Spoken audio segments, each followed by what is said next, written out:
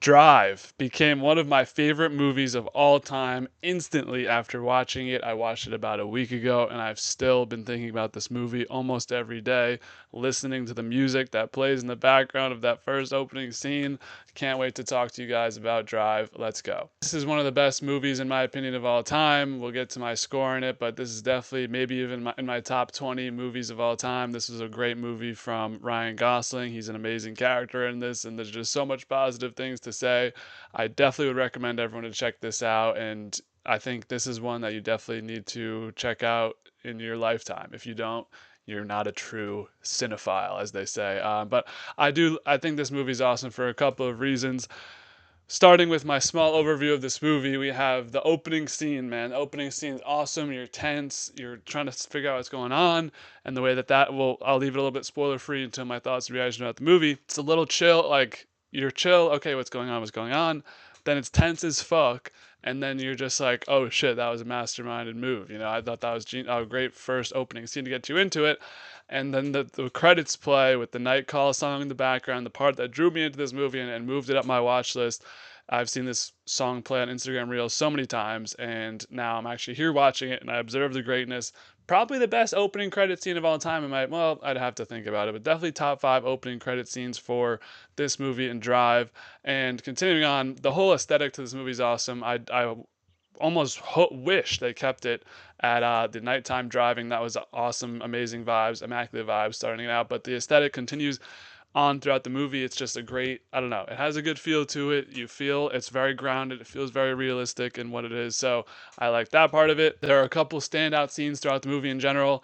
Shocking scenes that take place as well that don't feel too far-fetched. Usually that's one of my harsher criticism is far-fetched action scenes, especially at the end, which this movie does dabble into that a little bit, but that's probably the only thing holding it back from being one of my top movies of all time. But yeah, there are some great scenes in this movie, shocking scenes that kept it going. Soundtrack, one of the better soundtracks I remember of my life, especially the first two scenes. No, but I like the party scene, that song playing in the background, added that song to my soundtrack as well. I wish they didn't have, movie soundtracks didn't have like 17 million songs in them. I don't have the time to listen to all these, I just want to get the good like 10 to 11 songs. I guess I'm hypocritical because I did listen to the entire Oppenheimer discography, but whatever. I love Ryan Gosling's character in this movie so much, and if I didn't just watch Project Hail Mary, I'd be like, this is the best Gosling movie by far. And we'll get to that part in the comparison of my scores. But so far on my letterbox, I have my top 4 movies that I've watched in 2026. Drive is number 2. Well, I'm spoiling the score, but Drive is number 2. Project Hail Mary is number 1. So you have to see where it lands on the score. Even the side characters I thought were super rootable in this movie. Even Oscar Isaac, who's like a shithead, I was kind of rooting for him. What's his name? Bryan Cranston is amazing in this movie. The kind of evil characters have some intrigue to them as well. Carey Mulligan as the sort of love interest. Christina Hendricks is in this movie, from Mad Men, just watching her in Mad Men, so it was awesome to see her as well. So many good side characters as well. Just feels like, this is a pack a punch hour and 40 minutes. It's just so awesome every minute of it. And I did like the ending as well, where it's a good ending, but not like a, best case scenario ending that usually these movies tend to go for and go out of the way to do. So I did like the way the movie ended, and we'll definitely expound upon that once we get to my thoughts and reactions about the movie, which will start now. So if you don't want to be truly spoiled, pick off now, go check out this movie, and then come back and watch it. I don't know if it's on any streaming right now, but it should be because this movie is awesome. Well, not that it has to be on streaming. You can buy it for probably $4, and it will be worth it. So, starting out with the thoughts and reactions about this movie, we start with a phone call from Ryan Gosling's character, who's never explained or what is never given an actual name. He's just the driver. So, you know, is this just a copycat of like Fight Club, the narrator, and then it's like because there's no really a reveal with that. It's just he's the driver. I guess the name isn't important. It's kind of just a story. I'm not gonna like dive into. Well, we can talk about it. I don't need a name. The driver has aura to it. It does have aura to it, so I don't care about that. But that's what I'll be referencing when I'm talking about the driver because that's his literal character name in the movie. So he's on the phone. He says, I need a 5-minute window, and you won't be able to reach him on the phone again after that. Makes sense. Like 5 minutes, I don't know. It's when you're a getaway driver like this, you need your own little system. So whatever he's got going for him, I'm just be like, you got it, King, because we ain't in this world. We don't know what's going on. I might be battling with a fly as we continue this review.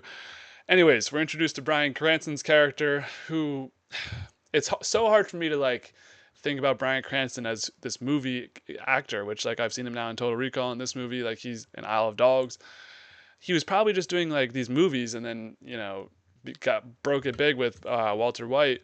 But we're always gonna remember him as Walter White. Just see him as this kind of like crippled like car shop owner was an interesting twist, but he does a good job playing the role, and you can see why he's like moved on in his career and got bigger roles and stuff. The driver gets in his car and he's driving around. He's really like, and this is like like the first half of this movie is literally, or yeah, probably the first 30 minutes, half of this movie is literally just GTA 5, where he's driving around. He gets stars for causing a bank robbery. He's probably got like 3 or 4 stars. They got the helicopter, in GTA when you have to go onto the bridges to hide from the helicopter. That's literally what Gosling's trying to do, and he's pretty successful. But he just keeps running into police officers. They see him and they catch him at a stoplight. But the genius move of the opening scene and what's so awesome is he uses the Clippers game that he had just incidentally been listening to this whole time that we weren't really paying attention to. Well, I guess it's up to you if you're paying attention, but it was kind of playing on the radio. It's like, why is this game playing? It's just to show the aesthetic. Oh, he's in LA, he's driving around at nighttime, whatever. And what a call for them to do Clippers and not Lakers. That's probably pissed off a lot of Los Angeles folks. Nonetheless, he drives into the parking garage, puts on his Clipper hat, and then just walks out. And then it's over, because no one's ever going to know that was him. He pulls off the escape. And then we get the boom opening intro credits.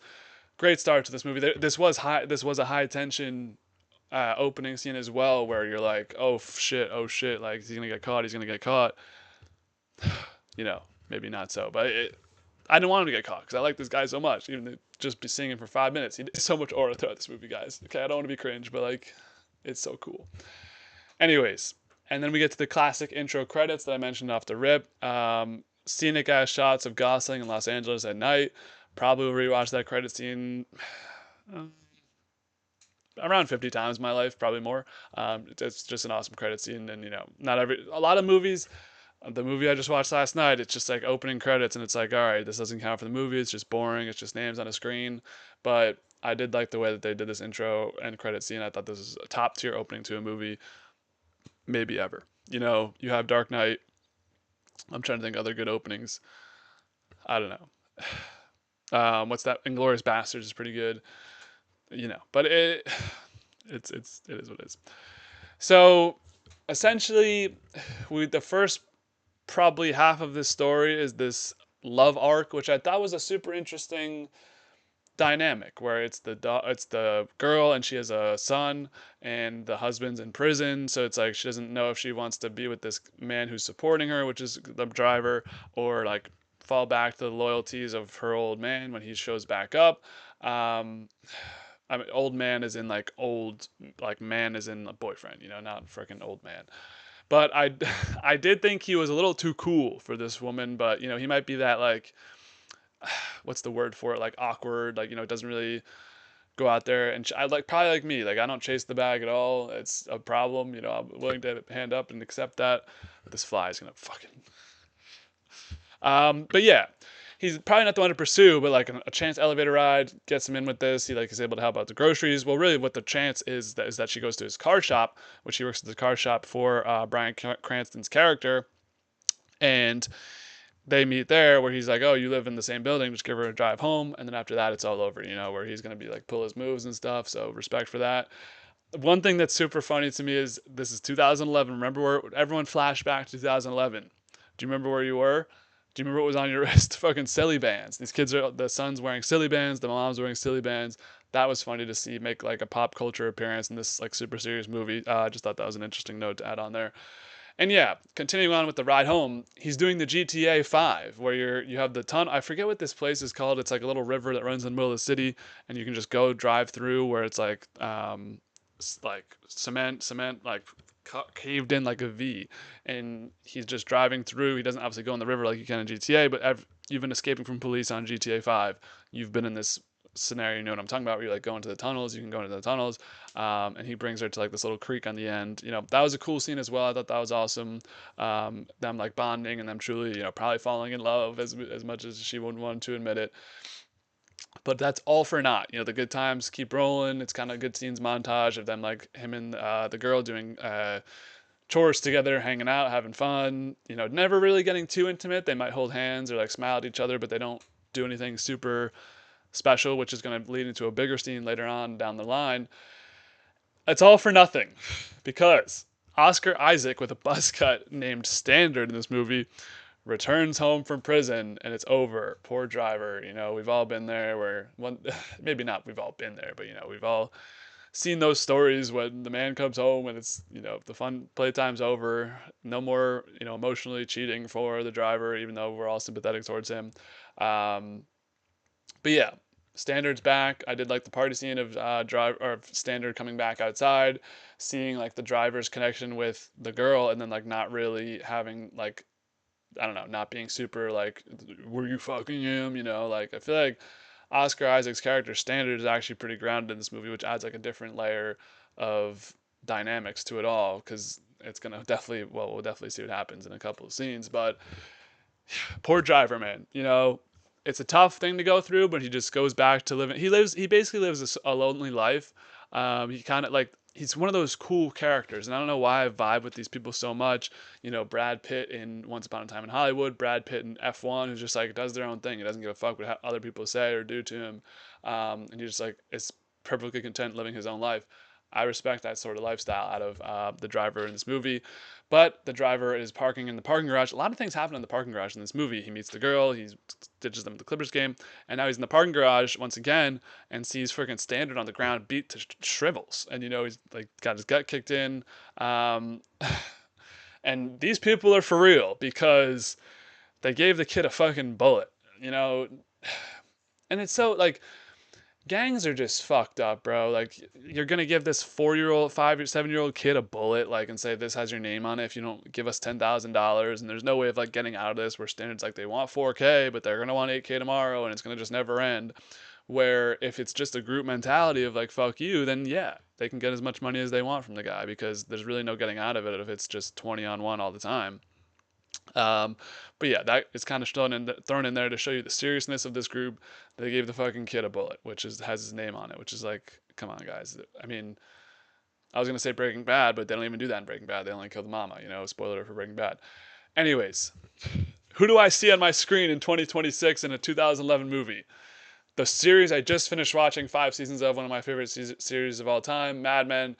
Joan Holloway, aka Blanche, is back here to assist on this new job that Standard is trying to do. It's back to GTA kind of, where it's like we need this one job to end it all. And I never finished the GTA. I never played like more than 4 missions in the GTA storyline, so I don't really know what happens. I know the endings. I've seen some of the stuff on YouTube, but she's here and she's going to help assist Standard in doing this one last deed at a pawn shop in order to get the money back and steal whatever they can to make the money right for Standard and for him and his family to be okay. And the kid was given a fucking bullet.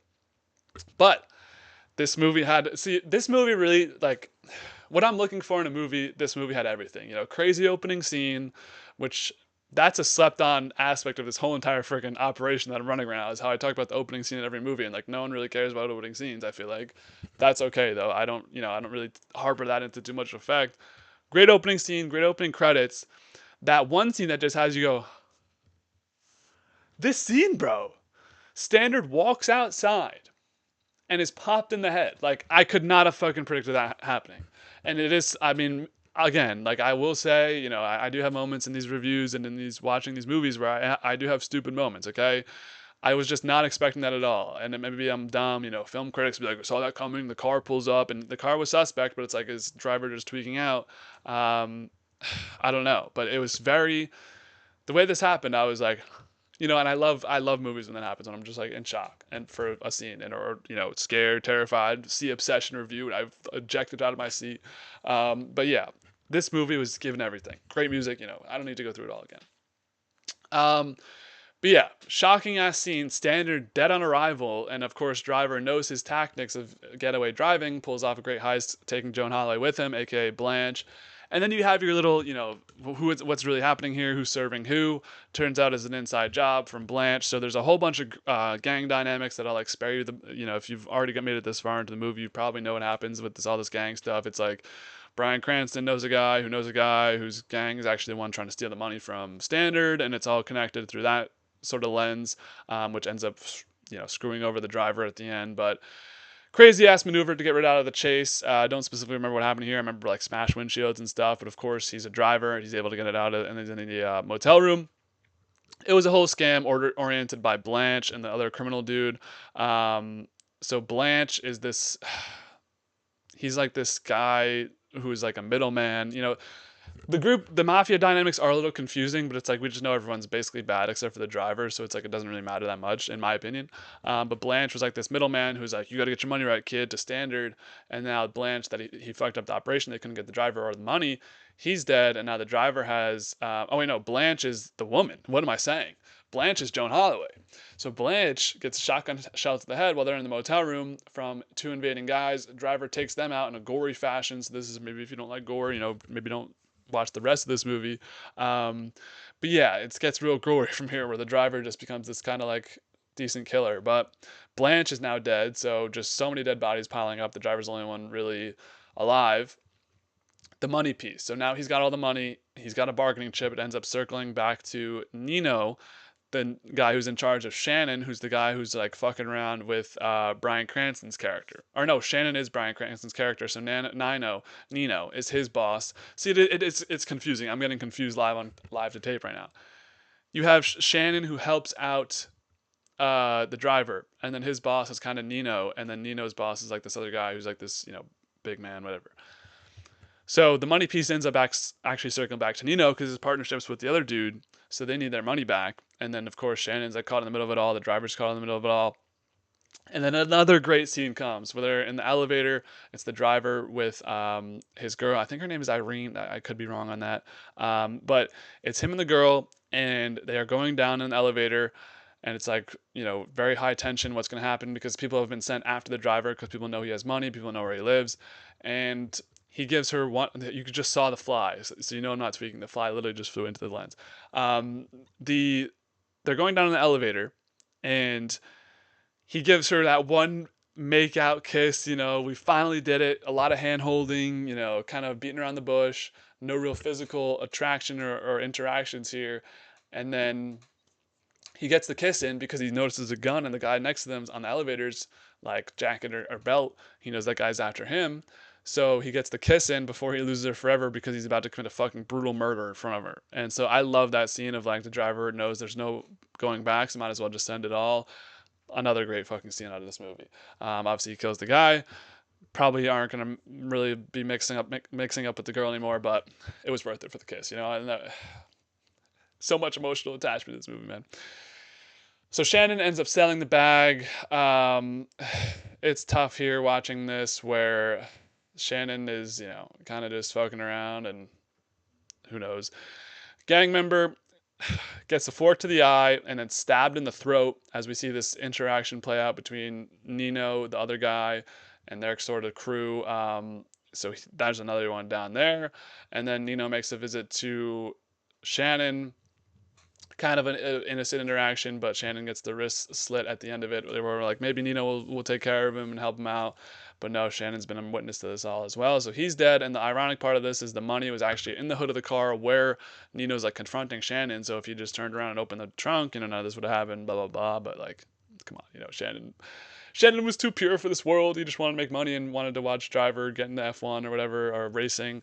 So it really just becomes like a super hot slasher here where a lot of dead bodies are arriving, but it's still good.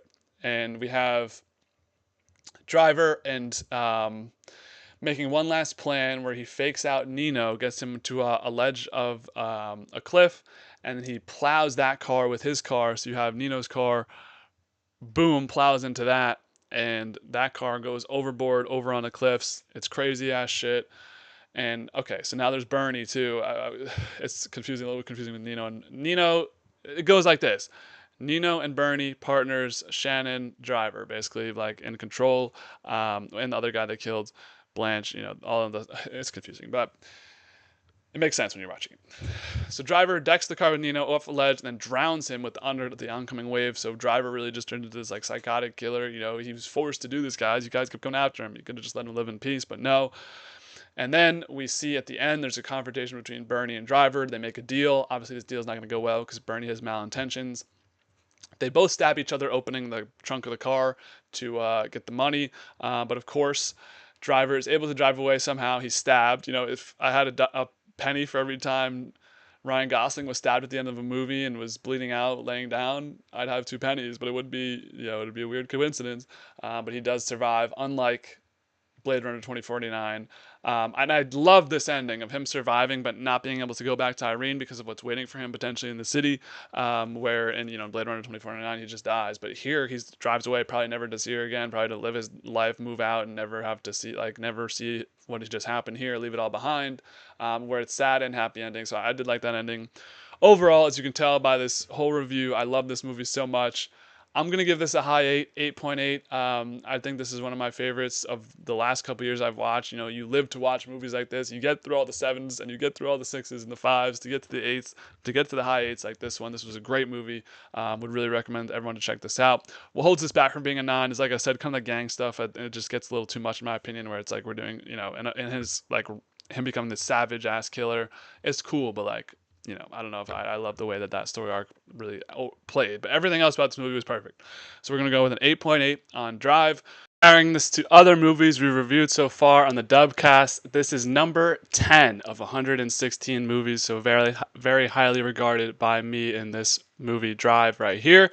In terms of Ryan Gosling movies, this does lose out to Project Hail Mary, which I give a 9.4, Blade Runner with 2049, which I gave a 7.9, Fracture 6.5, it does beat those, so it's second place in the Ryan Gosling movies. This does beat out Brothers, which I gave an 8.4, Carey Mulligan in both of those movies. When it comes to Bryan Cranston, this is the new best Bryan Cranston movie, beating out Argo, which is an 8.1, and Isle of Dogs, which is a 7.5. And then Oscar Isaac, we lose out to Spider-Man Across the Spider-Verse, 8.9, and then beats Spider-Man Into the Spider-Verse 8.5 and Dune 8.5. So some strong Oscar Isaac performances on the movies we've reviewed so far on the channel. Now, what's coming up next on the Dubcast? We will always have movie reviews ready for you. The next movie review will be Blue Velvet, unless I go and see something in theaters, which is looking unlikely until September-ish. In terms of TV shows, we're covering Silo every week, and we'll see what happens in the near future with the TV shows. There's a lot of stuff coming out right now. I'm not sure what I'm going to cover. In terms of sports, UFC 330 video should be dropping this week with Shane, hopefully, as a guest. And then we'll be back for NFL streams on a week-to-week basis. So lots to look forward to here on the Dubcast. Appreciate you sticking away all the way through the end of the video. And as always, be easy, y'all.